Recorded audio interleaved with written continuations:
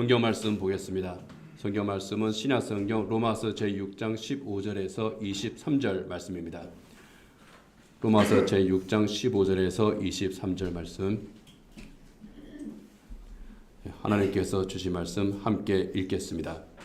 그러면 어떻게 해야 하겠습니까? 우리가 율법 아래에 있지 않고 은혜 아래에 있다고 해서 마음 놓고 죄를 짓자는 말입니까? 그럴 수 없습니다. 여러분이 아무에게나 자기를 종으로 내맡겨서 복종하게 하면 여러분은 여러분이 복종하는 그 사람의 종이 되는 것임을 알지 못합니까? 여러분은 죄의 종이 되어 죽음에 이르거나 아니면 순종의 종이 되어 의에 이르거나 하는 것입니다. 그러나 하나님께 감사하는 것은 여러분이 전에는 죄의 종이었으나 이제 여러분은 전에 받은 교훈의 본의 마음으로부터 순종함으로써 죄에서 해방을 받아서 의의 종이 된 것입니다. 여러분의 이해력이 미약함으로 내가 사람의 방식으로 말하겠습니다. 여러분이 전에는 자기 지체를 더러움과 불법의 종으로 내맡겨서 불법에 빠져 있었지만 이제는 여러분의 지체를 의의 종으로 바쳐서 거룩함에 이르도록 하십시오.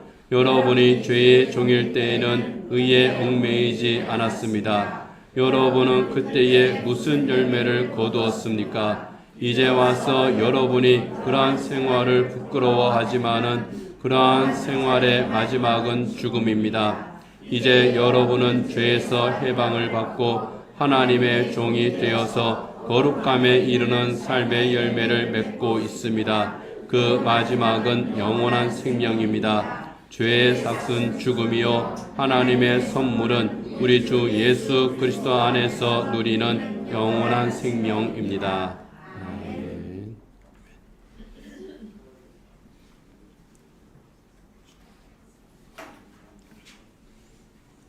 로마서를 계속 묵상하고 있습니다. 영화 명량에 보면은 이순신 장군을 도운 일본인이 한 사람 있습니다. 준사라고 하는 이름의 일본인입니다. 일본군인데 일본이 일으키는 그 전쟁이 불의한 전쟁이라고 해서 투항을 했습니다. 그리고 이순신 장군을 도와서 일본군과 싸웠던 사람이 바로 준사입니다. 이처럼 일본인이면서도 불의한 전쟁을 일으킨 일본에 저항해서 싸웠던 사람들, 그들을 항외라고 그럽니다. 외는 일본을 말하죠. 일본에 저항한 사람들이다. 그런 뜻입니다. 이순신 장군을 도왔던 준사라고 하는 사람과 함께 또 유명한 사람이 하나 있습니다. 사야가라고 하는 사람인데요. 임진왜란이 일어나자마자 우리나라에서 바로 투항했던 사람입니다. 가토 키요마사라고 하는 그 일본 장수의 부하였습니다. 일본 영주의 부하였는데 우리나라에 들어오자마자 자기 부하 3,000명을 이끌고 바로 항복했습니다. 그리고 의병장으로 유명한 곽재우 의병대장 곽재우와 함께 그 왜군과 싸웠던 사람이 바로 사야가입니다. 임진왜란 때 굉장히 큰 공을 세웠죠. 그래서 그 사람은 종이품 가선대부라고 하는 그런 벼슬도 받았고 여러분이 그림에 보는 것처럼 김충선이라고 하는 이름을 또 새로 받았습니다. 우리나라에 정착을 했고 지금 그의 후손들이 대구 달성에 살고 있습니다. 그 자리에 녹동서원이라고 하는 이 김충선을 기리는 그런 서원이 그곳에 또 있죠. 이 준사나 사야가 이 김충선이 투항한 것은 간단합니다. 내 조국은 일본이지만 이 일본이 일으킨 전쟁은 불의한 전쟁이다. 나는 불의한 전쟁의 도구가 될 수 없다. 그러한 결심이 그에게 있었기 때문입니다. 자기의 상전 가토 키요마사가 불의한 명령을 내렸지만은 나는 이 불의에 순종하지 않겠습니다. 전향한 겁니다. 자기의 삶을 불의에 복종하는 삶에서 의를 위해서 헌신하는 삶으로 바꾸는 것, 이것을 우리는 전향이라고 그러죠. 내가 가지고 있었던 잘못된 신념이나 사상, 이러한 것들을 버리는 겁니다. 그리고 이제 나는 새로운 삶을 살겠습니다. 이 전향이라고 하는 것이 그리스도인의 구원과 어떤 면에서는 참 비슷하다고 할 수 있습니다. 예수님을 믿기 전과 예수님 믿고 난 후의 삶이 달라지기 때문입니다. 그 전의 가치관과 그 후의 가치관이 달라지는 겁니다. 내가 살았던 삶이 어떠한 삶이었는가, 이것을 내가 성찰하게 되거든요. 그랬더니 이것은 불의한 삶이었구나. 이것은 잘못된 삶이었구나. 이것은 멸망의 길로 가는 삶이었구나. 이러한 것을 깨닫습니다. 그러면 나는 이제 새로운 삶을 살겠다. 이것을 성경에서는 옛사람과 새사람의 삶으로 말씀을 하고 있죠. 그래서 그리스도인이 된다고 하는 것은 어떤 면에서는 전향과 비슷하다 할 수 있는 겁니다. 오늘 본문에서도 그리스도인의 전향에 대해서 말씀을 하고 있습니다. 17절, 18절 같이 한번 읽어보겠습니다. 그러나 하나님께 감사하는 것은 여러분이 전에는 죄의 종이었으나 이제 여러분은 전에 받은 교훈의 본에 마음으로부터 순종함으로써 죄에서 해방을 받아서 의의 종이 된 것입니다. 여기 두 가지를 이야기합니다. 죄의 종과 의의 종. 이 종이라고 하는 말, 둘로스라고 하는 것을 우리가 다 잘 알고 있죠. 둘로스는 바로 노예입니다. 노예는 주인에게 종속되어 있습니다. 자기 뜻대로 사는 사람이 아닙니다. 내가 선과 악을 판단할 수가 없어요. 판단한다고 할지라도 자기 의지로 선택할 수가 없습니다. 그래서 종은 악한 주인을 만나면 자기는 악의 도구가 됩니다. 선한 주인을 만나면 선의 도구가 되는 겁니다. 전에 죄의 종이었다고 하는 것은 나는 악의 도구가 된 삶을 살았습니다. 그런 뜻입니다. 예수님을 구주로 영접하기 전의 삶, 내 의지와 관계없는 그런 내 삶이었습니다 하는 거예요. 그 삶은 죄의 지배를 받아서 죄의 도구가 되는 삶을 사는 것을 말합니다.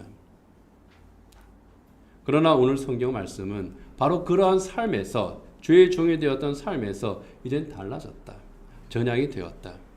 예수님을 구주로 영접한 사람은 죄에서 해방이 되어서 의의 종이 된 사람들이다. 그렇게 분명하게 선언을 합니다. 18절 아래쪽으로 한번 같이 한번 읽어보겠습니다. 하나, 둘, 셋째 줄요. 아니 올라가서 셋째 줄. 여러분은 같이 한번 읽겠습니다. 여러분은 전에 받은 교훈의 본에 마음으로부터 순종함으로써 죄에서 해방을 받아서 의의 종이 된 것입니다. 죄에서 해방을 받은 사람들, 죄의 영향에서 벗어난 사람들, 새로운 신분을 가진 사람들, 그런 뜻입니다. 이것은 다른 말로 하면은 삶의 주권이 하나님에게 있는 사람이 되었다, 그런 뜻이에요. 죄에게 내 주권이 있는 것이 아니라 하나님에게 내 주권이 있다. 내 삶의 주권이 나에게 있는 것이 아니라 이제는 하나님에게 있는 사람이 되었다. 지난주에 살펴본 것처럼 14절의 말씀처럼요, 하나님의 은혜 아래 있는 사람들이 되었다, 그런 뜻입니다. 하나님의 은혜 아래 있는 사람이라는 뜻은요, 죄가 다스릴 수 없는 그런 사람들이 되었다. 죄가 멸망시킬 수 없는 그런 사람들이 되었다고 하는 그런 의미인 겁니다. 그러면 하나님의 은혜는 무엇입니까? 하나님의 은혜는 예수님의 십자가 은혜죠. 우리 하나님의 은혜를 생각할 때 가장 먼저 떠오르는 것이 바로 예수님의 십자가입니다. 예수님께서 그 십자가에서 내 모든 죄를 대속하셨다는 것, 내 모든 죄를 대속하여 주심으로 말미암아 내 대신 그 모든 죄의 대가를 치러 주심으로 말미암아 우리가 죄로부터 자유한 자가 되었다는 겁니다. 죄에서 해방되었다고 하는 것은 죄로부터 자유한 자가 되었다고 하는 거죠. 그럼 죄로부터 해방이 된 사람들, 죄의 굴레에서 벗어난 바로 이 사람들, 죄로부터 자유케 된 이 사람들, 그들인 우리는 어떻게 살아야 되겠느냐 하는 것이 오늘 본문의 중요한 내용입니다. 19절 같이 한번 읽어보겠습니다. 여러분의 이해력이 미약함으로 내가 사람의 방식으로 말하겠습니다. 여러분이 전에는 자기 지체를 더러움과 불법의 종으로 내맡겨서 불법에 빠져 있었지만 이제는 여러분의 지체를 의의 종으로 바쳐서 거룩함에 이르도록 하십시오. 이해력이 미약함으로 사람의 방식으로 말하겠다 하는 이거는요, 무시해서 하는 말이 아닙니다. 로마 교회 교인들한테 당신들은 이해력이 떨어지니까 그냥 내가 사람의 방식으로 말하겠다. 뭐 그런 무시하는 뜻이 아니고요. 알아듣기 쉽게 내가 설명을 하겠다. 그런 뜻입니다. 사도 바울이 로마서를 쓰던 그 당시에 로마 제국은요.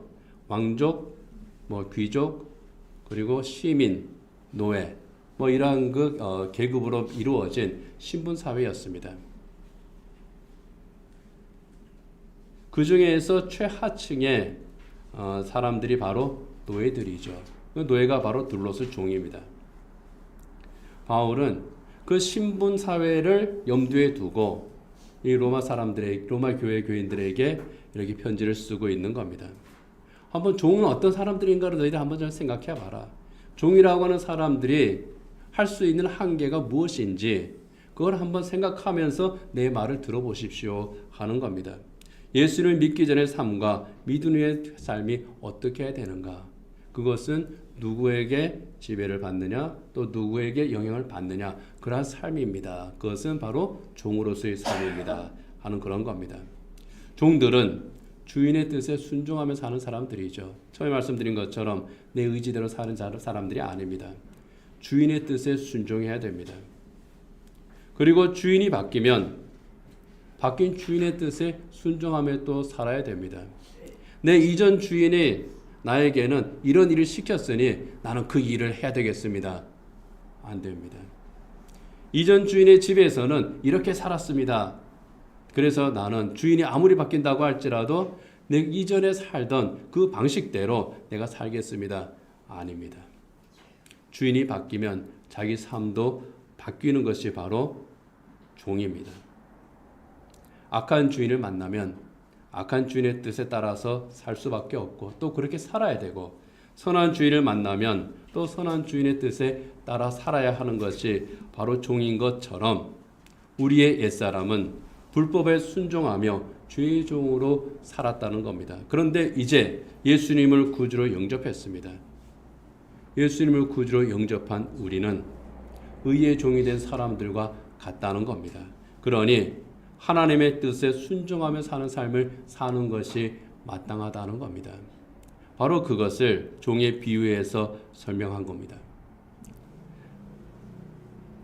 그래서 의의 종으로 사는 사람들, 이 그리스도인들은 하나님의 뜻에 순종하며 사는 삶을 살아야 되는데 그것은 바로 내 지체를, 내 몸을, 내 삶을 의의 종으로 바치는 삶, 그럼으로써 거룩함에 이르는 삶을 산다는 겁니다.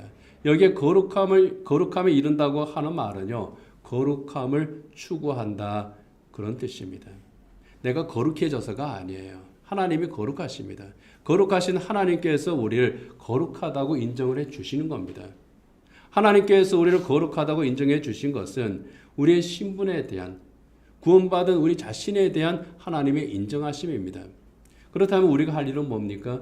그 거룩함에 이르도록 그 거룩함에 합당한 삶을 살기를 추구하는 겁니다. 이것이 바로 거룩함에 이른다는 겁니다.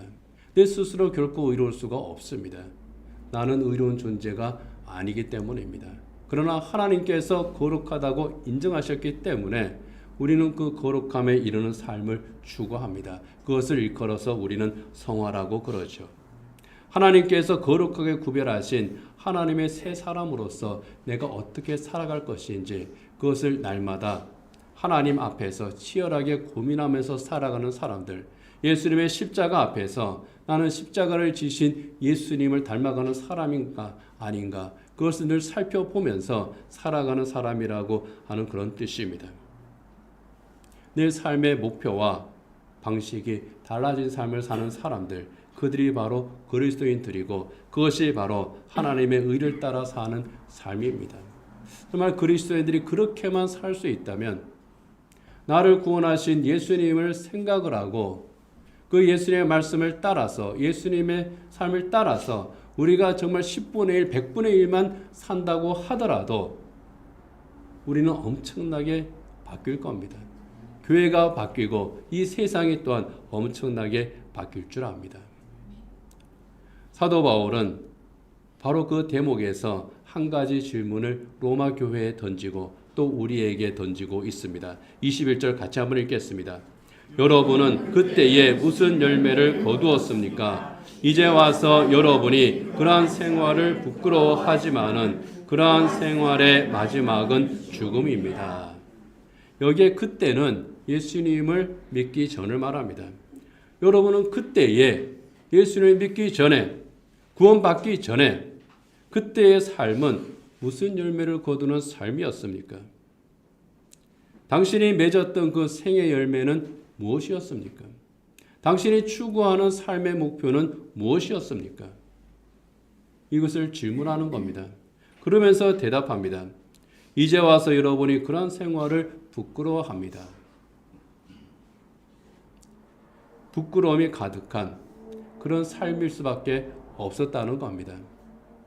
그 당시 로마 사회는요, 그 유명한 네로 황제가 통치하던 그런 시기였습니다. 네로 황제가 통치하던 이 로마 제국은 물질적으로 참 풍요로운 그런 시대였습니다. 그리고 쾌락주의에 물질적으로 풍요하니까 자연히 따라오는 것이 쾌락주의입니다. 타락한 세속 문화가 만연했던 바로 그곳이 로마였습니다. 거기에 젖어서 살았다는 거예요. 그러한 삶이 바로 죄의 종으로 사는 삶이었고, 그러한 삶은 신앙의 표준에서뿐만 아니라 세상 윤리적인 그런 표준으로 볼 때에도 부끄러울 수밖에 없는 그러한 삶. 이것이 바로 당신들의 삶이 아니었습니까? 그렇게 질문을 하는 겁니다. 그렇게 질문을 던지면서 하나님을 알기 전에, 예수님을 믿기 전에, 구원받기 전에 여러분의 삶이 이 세상의 세속 문화를 따라가면서 이 세상의 쾌락을 추구하면서 그것이 행복한 삶이라고 살던 그 삶이었는데 돌아보니 사실은 부끄러운 삶이 아니었습니까? 그런데 예수님을 믿게 된 지금, 예수를 믿고 난 후에 여러분의 삶은 어떻습니까? 하면서 22절에서 그들의 삶에 대해서 평가를 내립니다. 같이 한번 읽겠습니다. 이제 여러분은 죄에서 해방을 받고 하나님의 종이 되어서 거룩함에 이르는 삶의 열매를 맺고 있습니다. 그 마지막은 영원한 생명입니다. 여기에요. 여러분은 거룩함에 이르는 삶의 열매를 맺고 있습니다. 그렇게 말하고 있습니다. 여러분은 거룩함에 이르는 삶의 열매를 맺어야 합니다가 아니고요. 거룩함에 이르는 삶의 열매를 맺고 있습니다. 무슨 뜻입니까? 그 삶을 지금 그들이 살고 있다는 거예요. 달라진 삶. 지금 여러분이 거두고 있는 그 삶의 열매가 예수 믿기 전에 거두었던 열매와 똑같지 않습니까? 만약에 그렇게 물었다면 그들은 절망적이었을 거예요. 예수님 믿기 전과 믿은 후가 달라지지 않았기 때문입니다. 그런데 어떻게 말합니까? 여러분은 죄에서 해방을 받았습니다. 하나님의 종이 되었습니다. 그리고 여러분은 거룩함에 이르는 삶의 열매를 맺고 있습니다. 참 감사한 일이죠. 이런 평가를 받는 그리스도인, 그런 그리스도인이 또 그런 교회가 참 복된 그리스도인이고 복된 교회일 줄 믿습니다. 로마 교회 교인들이 이런 평가를 받았으니 그들은 참 복된 사람들이죠. 그런데 이 거룩함에 이르는 삶의 열매를 맺는 것, 결코 쉬운 삶은 아니었을 것 같아요. 시대를 거스르는 그런 삶이었기 때문입니다.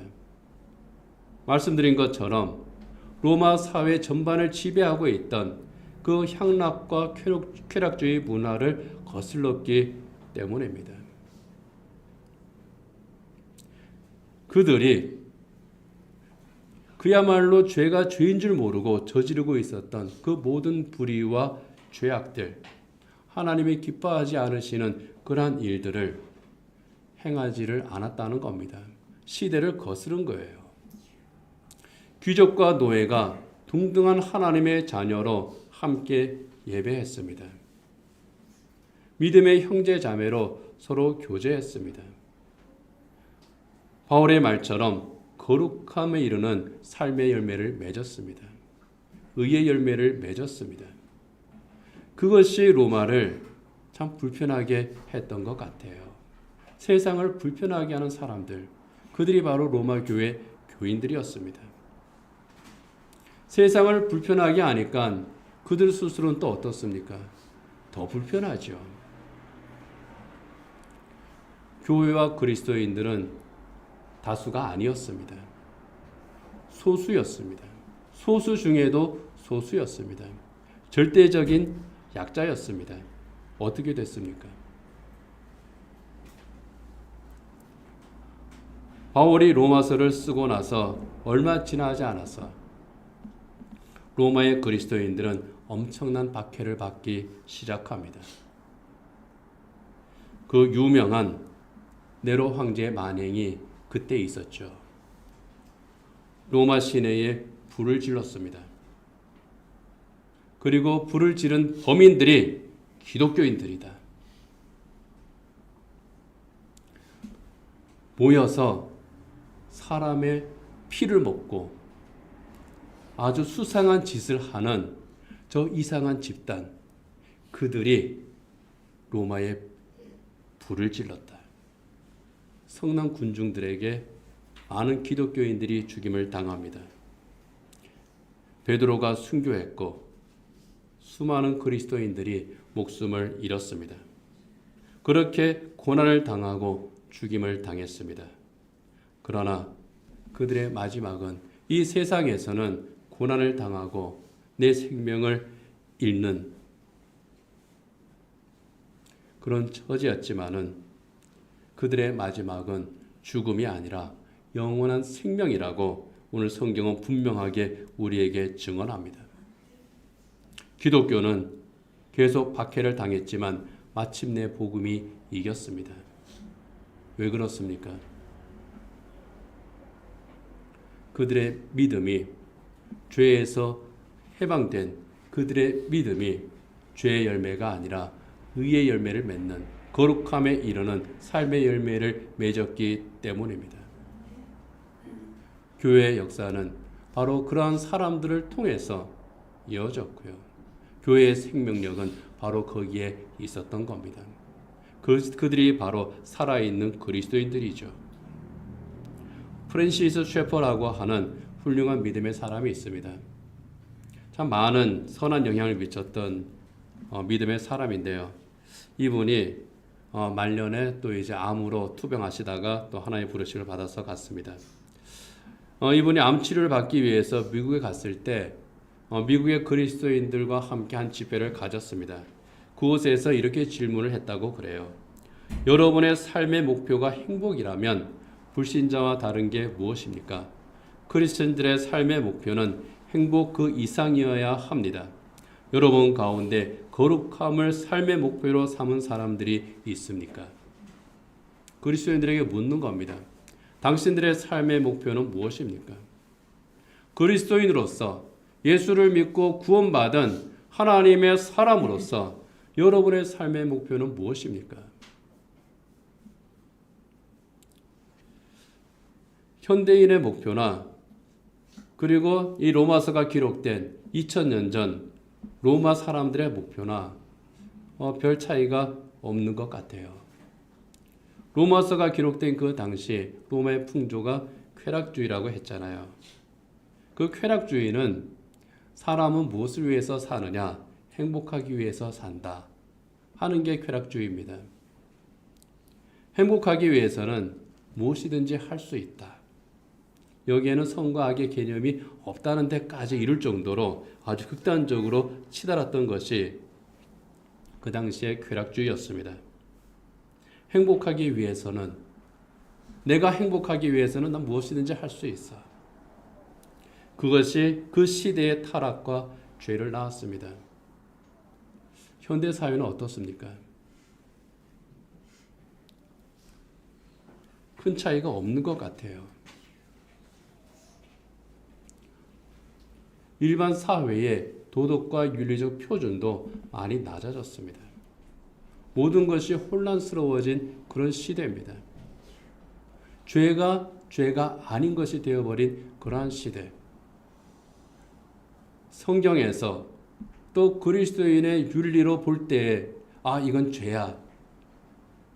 그 차원이 아니라 일반 세상의 기준으로 볼 때에도 법적 기준이 아니라 양심적인 기준으로 볼 때에 이건 분명히 죄야 하는 것임에도 불구하고 그것은 한 사람의 행복을 위해서는 내가 행복하다면 그거는 죄가 아닐 수 있는 거야. 이런 것이 바로 이 시대입니다. 그리고 그것이 또한 법으로 보호받기까지 하게 되는 그러한 시대인 거죠. 물론 사람은 행복하게 살아야 됩니다. 행복을 추구하면서 사는 것 인간의 본성이고, 그리고 행복 또한 하나님께서 사람에게 주신 귀한 은혜이기 때문입니다. 하나님이 우리에게 주신 선물이에요. 하나님께서 아담을 창조하시고 아담에게 주신 선물 가운데 하나가 에덴 동산에서 행복하게 사는 거거든요. 우리를 구원하신 목적도 마찬가지입니다. 그리스도 안에서 참된 행복을 누리는 것, 이것이 하나님께서 우리를 구원하신 그 이유 가운데 하나입니다. 그러나 행복 자체가 생의 목표가 될 수가 없다는 겁니다. 되어서도 안 되는 거고요. 왜냐하면 행복이 생의 목표가 되어버릴 때 이 행복을 위해서 해야 될 일과 하지 말아야 될 일들에 대한 구분이 모호해질 가능성이 많아지기 때문입니다. 그리고 역설적이게도요. 행복하려고 하는 그 순간부터 인간은 불행해지기 시작합니다. 이상해요. 행복하소서 하는 말로 굉장히 유명세를 띄었던 행복 전도사가 있었죠. 그분이 고백을 합니다. 정작 내 삶은 행복하지 못했습니다. 행복하지 못한 이유가 있습니다. 행복은 목표가 아니기 때문입니다. 행복은 우리의 삶에 우리가 추구하는 그 삶이 이루어졌을 때 주어지는 결과 가운데 하나이기 때문입니다. 그래서 그리스도인들이 추구해야 될 것은 행복 자체가 아니라 거룩함의 열매라는 겁니다. 거룩함의 열매를 우리가 맺기를 추구할 때, 의의 종으로서 우리가 살기를 추구할 때, 그렇게 힘을 쓸 때 우리가 때로는 힘듭니다. 때로는 고난이 있습니다. 그러나 그 열매를 하나님께서 우리에게 주실 때 그때 하나님께서 우리에게 주시는 참된 평안과 안식, 행복이 그곳에 있는 겁니다. 그래서 우리가 추구해야 될 것은 행복이 아니라 그 행복을 보너스로 하나님께서 우리에게 주시는 거룩함의 열매인 겁니다.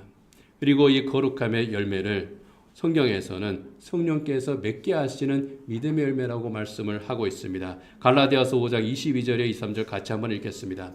그러나 성령의 열매는 사랑과 기쁨과 화평과 인내와 친절과 선함과 신실과 온유와 절제입니다. 이런 것들을 막을 법이 없습니다. 이 열매들은 물질적인 복은 아닙니다. 물질적인 그런 열매들은 아닙니다. 손에 잡히는 그런 열매들은 아닙니다. 현실적인 열매들도 아니에요. 거룩한 열매들입니다. 영적인 열매들입니다. 하나님께서 우리에게 주신 인간의 본성을 회복해 하는, 하나님께서 우리에게 허락하신 그 모든 관계를 선하게 만들고 온전하게 하는 그러한 하나님의 도구들입니다.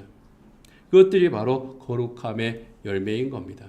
그리고 이 거룩함의 열매를 통해서 복음이 증거되고, 복음이 증거된 바로 그곳에서 하나님께서 영광을 받으실 뿐만 아니라 하나님께서 우리에게 주시는 참된 안식과 평안, 참된 행복이 그곳에 있는 겁니다. 그리고 그 행복은 예수 그리스도 안에서 얻는, 예수 그리스도 안에서만 누리는 행복인 겁니다. 제이미 라시라는 사람이 있습니다. 그는 부요한 구원, 가난한 구원이라고 하는 그 책에서 이런 고백을 합니다. 좀 깁니다. 길지만 제가 한번 읽어보도록 하겠습니다. 사탄이 너는 부족해라고 이야기하면 나는 그래 맞아. 그러나 예수님도 부족하신 분인가? 이렇게 질문하면 대화가 갑자기 끊어져 버린다.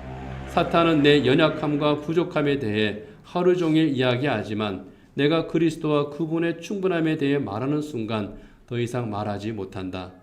나는 나 자신에 대해 낙심하는 상황에서 그리스도 안에서 즐거워하는 법을 배우고 있다. 나는 부족한 자신에 대해 걱정할 필요가 없다. 내가 해야 할 일은 모든 것에 충만하신 그리스도께 나를 맡기고 그분 안에서 즐거워하는 것이다. 그리스도께서 내 안에 계시고 그분이 내가 필요한 모든 것이 되신다. 하나님 나라에서 큰 사람은 자신의 믿음을 자신에게 두지 않고 그리스도께 두는 사람이다. 이 고백의 마지막 부분에 이렇게 말합니다. 하나님 나라에서 큰 사람은 자신의 믿음을 자신에게 두지 않고 그리스도께 두는 사람이다. 내 믿음을 자신에게 두지 않는 사람들, 그들이 바로 의의 종입니다. 그들이 바로 그리스도인들입니다. 내 믿음을 세상에 두면 나는 세상의 종입니다. 그러나 예수 그리스도에게 두면 예수님의 종입니다. 여기에 종이 되었다고 하는 것은 주권을 의미하죠. 누가 나를 다스리느냐, 누가 나에게 영향을 미치느냐, 내가 누구에게 순종하느냐, 내가 어떤 삶을 살아가게 하느냐, 내 인생의 길을 어떻게 걸어가게 만드느냐, 그 주권이 누구에게 있느냐 하는 겁니다. 우리의 믿음을 둔 그곳은 어디입니까?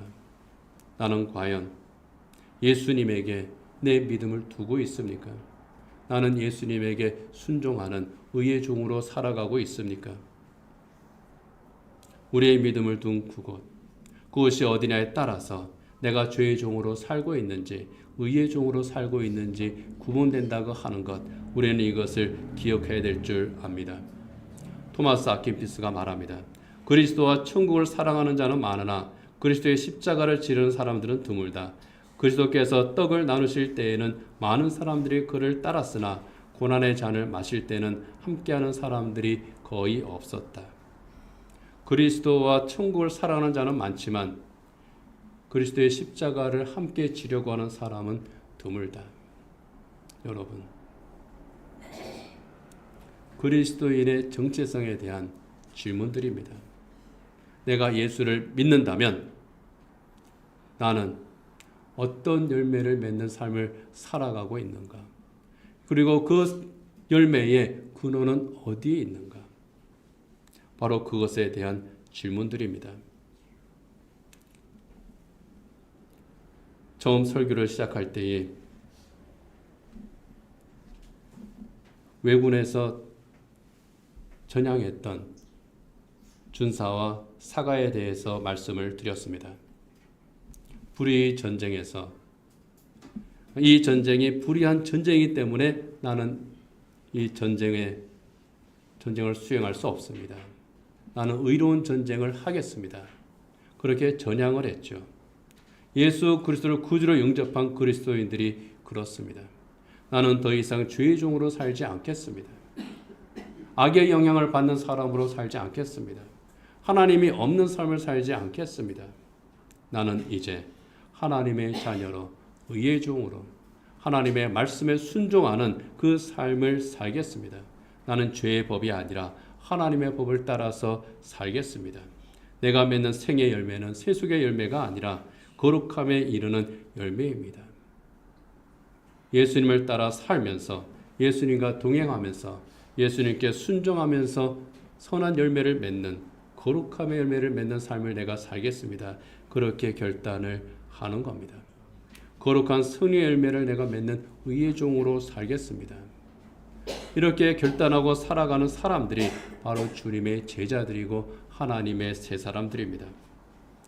우리의 삶이 거룩함에 이르는 삶의 열매를 맺기를 힘쓰는 바로 그러한 삶이 되기를 원합니다. 죄의 종이 아니라 의의 종으로서, 죄에 져서 사는 사람들이 아니라 승리하면서 사는 사람들로서 하나님께 영광을 돌리고 하나님께서 주시는 참된 평강과 행복을 누릴 수 있는 그런 복된 영원한 생명을 누리는 저와 여러분이 되기를 원합니다. 네, 반주자 반주해 주시고요. 하나님의 말씀을 생각하면서 이 시간 함께 잠시 기도하기를 원합니다. 나는 누구를 따르는 삶을 살고 있는지, 죄의 종으로 살고 있는지 의의 종으로 살고 있는지, 죄의 법이 유혹하는데 굴복하며 살고 있는지, 정죄하는 율법 아래서 좌절하면서 살고 있는지, 의의 법을 따라서 사는지, 복음에 따라서 내가 살고 있는지 이 시간 우리 스스로를 성찰하기를 원합니다. 참된 그리스도인으로서 우리 주님과 동행하며 살아가는 그런 우리가 되기를, 거룩함에 이르는 삶의 열매를 맺는 그러한 복된 그리스도인들이 되기를 이 시간 하나님 앞에 결단하며 기도하시기 바랍니다.